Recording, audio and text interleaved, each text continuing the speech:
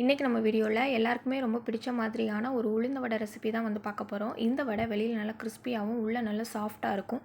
இந்த மாதிரி பஞ்சு போல் உளுந்து வடை செய்கிறதுக்கு ஒரு சில டிப்ஸ் மட்டும் நம்ம ஃபாலோ பண்ணால் போதும்.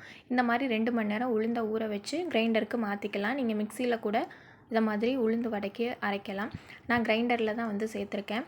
உளுந்தெல்லாம் சேர்த்துட்டு இந்த மாதிரி ஒரு 2 ஐஸ் க்யூப் மட்டும் நம்ம சேர்த்துக்கலாம். தண்ணி எதுவுமே சேர்க்கக்கூடாது. ஐஸ் க்யூப் சேர்த்துட்டு மாவை வந்து அரைச்சிட்டு இப்படி விட்டு பார்க்கணும். இந்த அளவுக்கு நல்லா திக்காக இருக்கணும் மாவு, தண்ணி விடாமல். அப்போ தான் நம்மளுக்கு எண்ணெய் குடிக்காமல் வடை வந்து ரொம்ப சாஃப்டாக இருக்கும். தண்ணியில் விட்டு பார்க்கலாம். இந்த மாதிரி நல்லா மிதக்கணும் உளுந்து. இப்போது நம்ம மாவெல்லாம் பவுலுக்கு மாற்றினதுக்கப்புறம் நல்லா அடித்து இந்த மாதிரி கலந்து விட்டுக்கலாம். ஒரு 10 நிமிஷம் அந்த மாதிரி மாவை நல்லா மிக்ஸ் பண்ணி எடுக்கணும். அப்போ தான் உளுந்தெல்லாம் நல்லா மிக்ஸ் ஆகி வரும். இதெல்லாம் தான் தேவையான பொருட்கள். நம்ம எடுத்து வச்சுருக்க மாவோட நம்ம பொருட்களெல்லாம் சேர்த்துக்கலாம். மிளகு, கருவேப்பிலை, பச்சை மிளகாய், வெங்காயம், நீங்கள் இதில் இஞ்சி கூட சேர்த்துக்கலாம். பெருங்காயத்தூள் சேர்த்துக்கலாம். காரத்துக்கு தகுந்த மாதிரி நம்ம பச்சை மிளகாயும் மிளகும் கூட சேர்த்துக்கலாம்.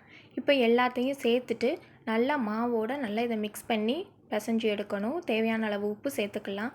உப்பும் சேர்த்துட்டு மாவை வந்து நல்லா ஒரு 5 நிமிஷம் 10 நிமிஷம் கைவிடாமல் நல்லா கலந்து எடுக்கணும். மாவு நல்லா அதை மாதிரி மிக்ஸ் பண்ணி எடுக்கும் போது தான் உளுந்து வந்து நல்லா நம்மளுக்கு கரெக்டாக மிக்ஸ் ஆகி வரும். வடை போடுறதுக்கு எண்ணெய் குடிக்காமல் இருக்கும். நல்லா சாஃப்டாக இருக்கும் வடை வந்து. இதில் பச்சரிசி மாவோ எதுவுமே வந்து நம்ம சேர்க்க தேவையில்லை. மாவு அரைக்கிறப்போ 2 ஐஸ் க்யூப் மட்டும் சேர்த்துட்டு தண்ணி எதுவுமே சேர்க்காம நம்ம வடைக்கு மாவு அரைச்சி எடுக்கணும். நல்லா பொங்க உளுந்து வந்து நம்ம அரைக்கணும். தேவைப்பட்டால் கையில் வந்து தெளித்து தான் வந்து நம்ம உளுந்த வடைக்கு எப்போவுமே மாவு வந்து ரெடி பண்ணணும். இந்த அளவுக்கு நல்லா 10 நிமிஷம் மிக்ஸ் பண்ணி நம்ம உளுந்த மாவை எடுத்து வச்சுக்கலாம்.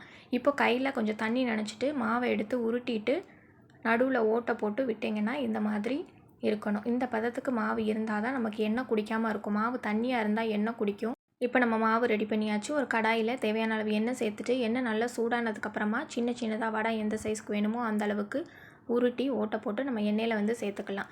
2 நிமிஷம் திருப்பாமல் இருந்து அதுக்கப்புறம் திருப்பி விட்டோன்னா நல்லா இந்த மாதிரி நல்லா புசுன்னு வடை வந்து ரெடி ஆயிரும். நல்லா இந்த மாதிரி பொன்னிறமாக 2 பக்கமும் வெந்ததுக்கப்புறமா நம்ம எடுத்துக்கலாம். இப்போ மீதி இருக்க மாவையும் அதை மாதிரி எண்ணெயில் பொரித்து எடுத்துக்கலாம். நம்ம அரைக்கும் போது எதுவுமே நம்ம வந்து சேர்க்க தேவையில்லை. மாவை கலந்து எடுக்கும் போதும் கூட சோடா உப்பு எதுவுமே தேவையில்லை.